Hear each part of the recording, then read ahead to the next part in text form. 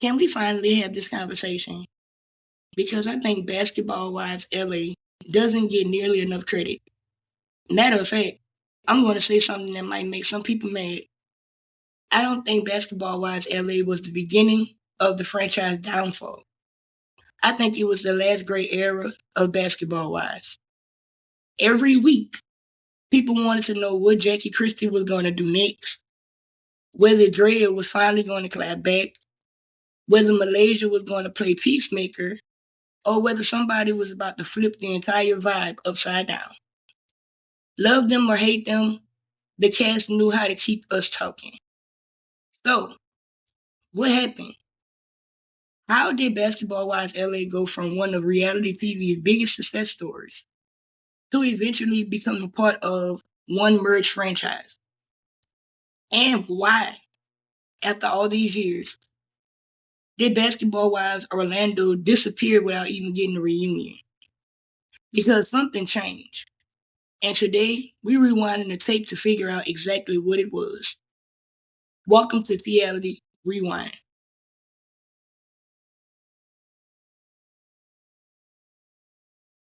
When VH1 announced Basketball Wives LA, fans weren't exactly celebrating. Because let's be honest, the first thing everybody thought was, how are you going to replace Miami? And honestly, that was never the point. VH1 wasn't trying to replace Miami. They were trying to prove that Basketball Wives could become something bigger than one city. Now that's a risky move because reality fans don't just fall in love with a show. They fall in love with the people, the chemistry, the memories, the moments, and once an audience gets attached, starting over with a brand new cast almost never goes the way a network hopes. But somehow Basketball Wives LA pulled it off, not because it copied Miami, but because it stopped trying to be Miami. It had its own personality, its own drama, its own identity, and that's exactly why people connected with it.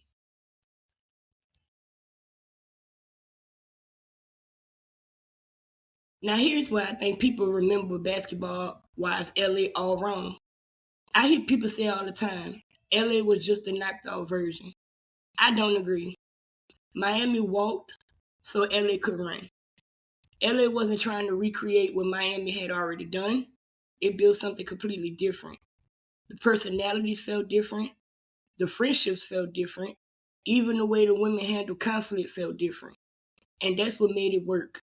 If LA had tried to become Miami 2.0, I honestly don't think we'll be still talking about it today. Instead, it created its own legacy.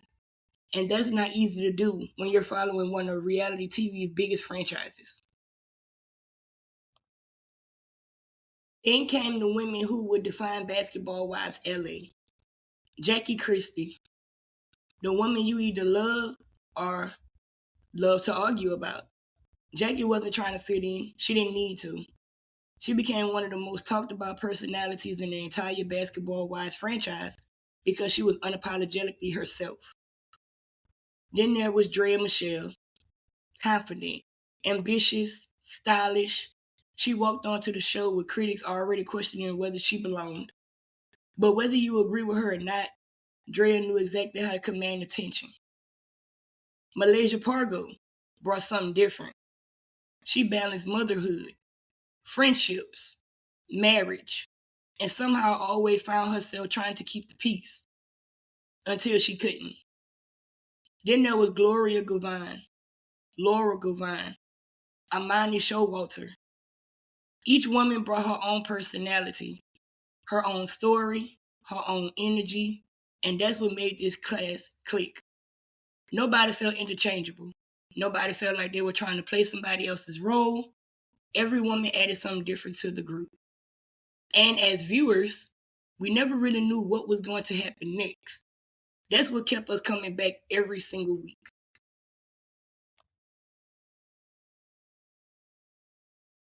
What made Basketball Wives LA different wasn't just the cast, it was the relationships. Because every great reality show has one thing in common. You know exactly who is going to clash, even before the episode starts. And Basketball Wives LA had plenty of that. Jackie Christie wasn't just controversial, she was unpredictable. One minute she'll be trying to bring everyone together, the next, she'll be at the center of the explosive argument. Lover or hater, Jackie became the heartbeat of the show. She kept the conversation going long after the credits rolled. Then there was Laura Govan. Laura wasn't afraid of anybody. If she had something to say, she said it. And when she and Jackie went head to head, you knew you were about to witness one of those reality TV moments fans will be talking about for years. Those weren't little disagreements. Those were battles that shifted friendships, challenged alliances, and reminded everyone that one conversation could change the entire season. And not every conflict was built on a storyline. Malaysia Pargo quietly became one of the franchise's most beloved cast members. She wasn't always the loudest person in the room, but she always had a way of pulling people together. Even when everybody around her was falling apart, fans appreciate that balance. Because every reality show needs someone who could calm the storm, at least until the storm reaches them. And then there was Drea Michelle. And if we being honest, a lot of viewers judged her before they even gave her a chance. People questioned why was she there, whether she belonged, whether she fit with the rest of the women. But over time, Drea became one of the breakout stars of that franchise. She built businesses, she evolved, she grew in front of the audience. Whether you rooted for her or criticized her, you watched. And that's exactly what reality TV is supposed to do. As new faces joined the cast, the chemistry kept changing. Some additions worked immediately, others took time. But every new personality forced the group to adjust. New friendships formed, old friendships cracked, loyalty shift, and suddenly, Basketball Wives LA wasn't just surviving, it was thriving. Season after season, people kept tuning in because they wanted to know one thing. What happens next? Here's why I think Basketball Wives LA deserves a lot more respect.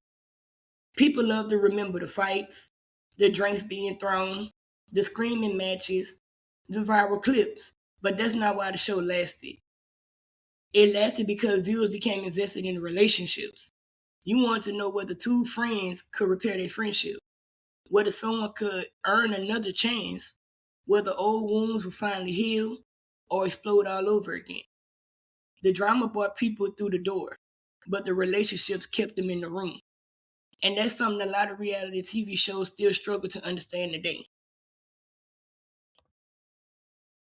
For years, Basketball Wives LA was just not another spinoff. It became the version of the franchise carrying the momentum.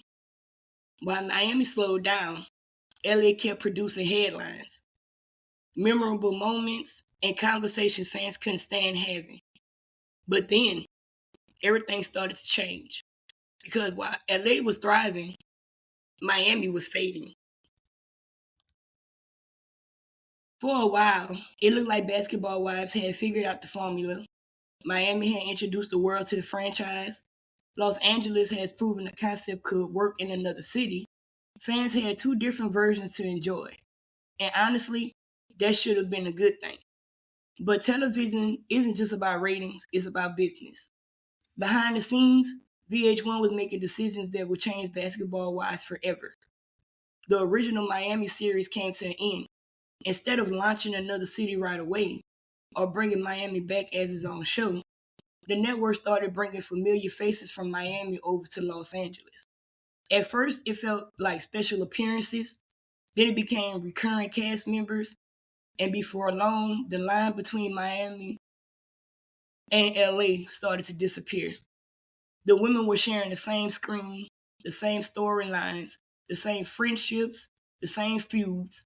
Eventually, there really wasn't a Miami show anymore. There wasn't an LA show anymore. There was simply Basketball Wives. And just like that, the franchise entered an entirely new era.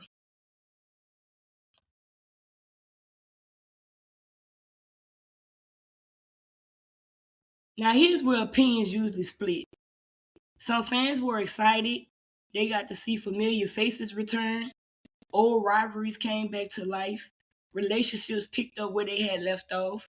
For longtime viewers, it almost felt like a reunion every season, but others felt something had been lost. Basketball Wives LA had built its own identity, its own chemistry, its own rhythm. Once the cast merged, that identity started to fade. Instead of watching one city with its own culture, we were watching one giant cast trying to make everyone fit into the same story. Was it entertaining? Absolutely. But was it still Basketball Wives LA? That's where the debate begins. Personally, I don't think the merge ruined the franchise, but I do think it changed it. There's a difference. When every season introduced returning faces from different cities, the focus shifts. Instead of building new relationships, the show starts relying on old history. Instead of discovering fresh dynamics, we're revisiting familiar arguments. Nothing wrong with nostalgia, but eventually too much looking backward makes it hard to move forward. And I think that's exactly what started happening here. The franchise wasn't falling apart overnight, it was slowly becoming something different than what made people fall in love with it in the first place. As seasons went on, the cast continued to change. Some fan favorites left, new personalities arrived, social media became part of the show. Every disagreement spilled onto Instagram. Every rumor spread before the episode even aired. Reality TV itself was changing. The audience was changing. Even the title, Basketball Wives, started raising questions. Not every woman was married. Not every woman was dating a basketball player anymore.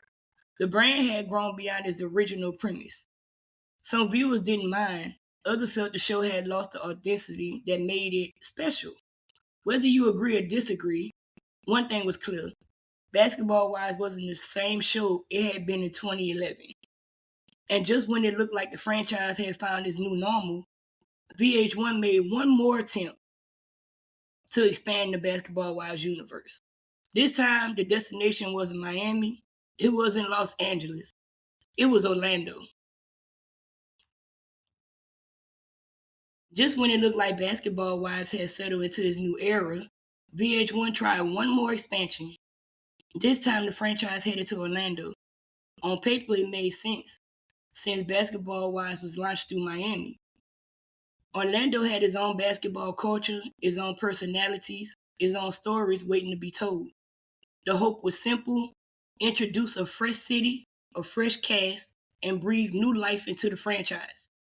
But almost immediately, fans started comparing Orlando to everything that came before it. They compared it to Miami, they compared it to Los Angeles, and that's a tough position for any new cast to be in. Because instead of creating its own identity, it was consistently being measured against the franchise's biggest successors. Every new personality was compared to someone else. Every disagreement was judged against iconic fights from previous seasons. Every episode carried the weight of expectations built over more than a decade. That's a difficult standard for any reality show to live up to. Here's what frustrated me the most. Whether you love the Orlando cast, thought they needed more time, or decided they just weren't for you, the audience deserved closure. Reality TV reunions aren't just about rehashing arguments. They're where loose ends get tied together, questions get answered, relationships get explained. The cast gets one final chance to tell their side of the story. But with Orlando, the moment never came. The season ended, and fans were left wondering, wait, that's it? No reunion, no final conversation, no real goodbye. It felt unfinished. And I honestly think that's why Orlando still gets debated today. Not because everyone believes it was an amazing season, and not because everyone believes it was a bad one. It's because we never got to see the full picture. Sometimes a reunion changes how fans view an entire season.